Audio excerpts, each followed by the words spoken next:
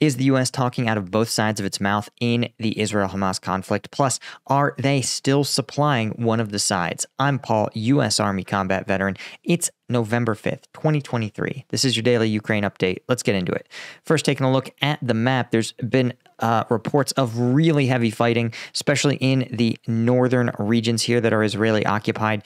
Both Hamas and Israel have acknowledged the fighting is extremely heavy, and both sides have released some footage that I can't show you here of the fighting taking place, right? Hamas relying heavily on their tunnel network to get up close and personal with Israeli armored forces, negating a lot of their traditional advantage of standoff distance. And the Israelis have said Hamas is fighting within these dense urban areas, making it very, very hard for Israeli armored forces to operate. As we've seen, the Israeli military already acknowledging that it launched a strike on an ambulance that it claims was actually carrying Hamas militants and military supplies. But again, as we've seen, truth, the first casualty in this war, so it's really tough to say what actually happened. Again, hard to justify throwing a strike on an ambulance and hard to know that they knew for sure what was in there. Like I said, truth, first casualty of war here. Okay. Now, I wanted to point out two interesting stories here. The first is U.S. Secretary of State Anthony Blinken rebuffed Arab states' push for an immediate Gaza ceasefire. Right? He's out trying to build support for building some kind of post-war Gaza, meeting with Arab leaders in the Jordan capital. But he had to ultimately acknowledge that calls for an immediate ceasefire, the U.S. was not going to back it. Blinken believes a halt would allow Hamas to regroup and launch more attacks, which is almost certainly true. And the focus should instead be on establishing a cessation of hostilities rather than discussing the focus should be on establishing the cessation of hostilities rather than discussing the future of Gaza after Hamas is eradicated. Of course, Jordan and Egypt saying the death toll of civilians can't be justified as self-defense. Now, here's what sort of irks me. 2 days ago, Biden calling for a humanitarian pause in the Israel-Hamas war, which of course makes very little sense. He's saying, I think we need a pause, which it's right. They argue that it's a subtle departure, who have said that they will not dictate how the Israelis carry out their military operations.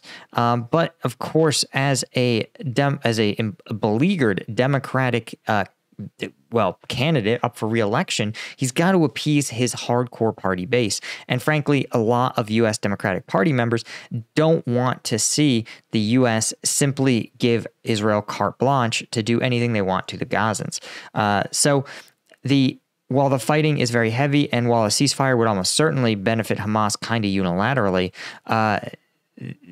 the White House is saying that the Israelis should consider humanitarian pauses to allow civilians to receive aid and foreign nationals trapped in the Strip to relieve Gaza, which is, I guess, not a ceasefire. It's an argument in favor of a temporary ceasefire instead of a long-term ceasefire, but a ceasefire sort of is definitionally temporary.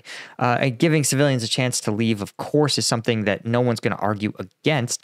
You don't want to see it, but it sort of is bizarre to see the U.S. try to split hairs and try to appease everyone, even though ultimately it looks like the U.S. is continuing to supply the Israeli military, with pro-Palestinian protesters in the U.S. delaying the departure of a military supply ship heading out of the port of Oakland. And these protesters are attempting to block a ship at the port, claiming that it's carrying military supplies to Israel. But actually, there's been no evidence to support this claim. It belongs to the DOT's National Defense Reserve Fleet. Right, the ship's destination after stopping in Tacoma was believed to be Israel, but not confirmed. Now, here's the thing. The U.S. does definitely spend a lot of money, give a lot of money to Israel. And this is in heavily part influenced by the Camp David Accords that basically were a peace deal brokered between the U.S., Egypt, and Israel. But of course, the U.S. had to give a lot of money to both sides to get them to sign off on the deal. As a result, the U.S. has equipped the Israeli military very heavily and doesn't really put any conditions on it. Unlike the war in Ukraine, where the U.S. has provided aid, but it's added conditions to that aid. It says, hey, we'll give you HIMARS or ATACMS missiles, but you cannot use them on Russian sovereign territory. You can't use them on civilian targets. You have to follow the law of war.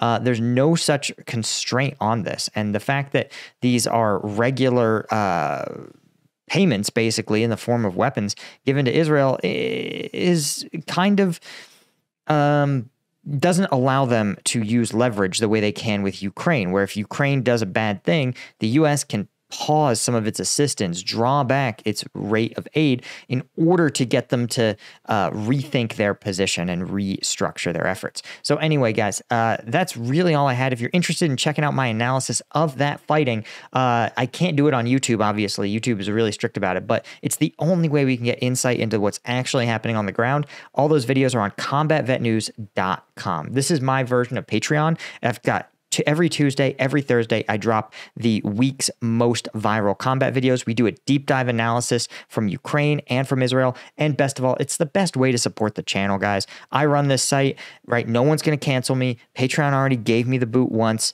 So, if you want to keep me independent, keep me unbiased, keep me doing what I do, any one of these tiers is going to get you access to the members only section. I appreciate everybody that supports me already on Combat Vet News. I really couldn't do this without you guys. Hit like and subscribe.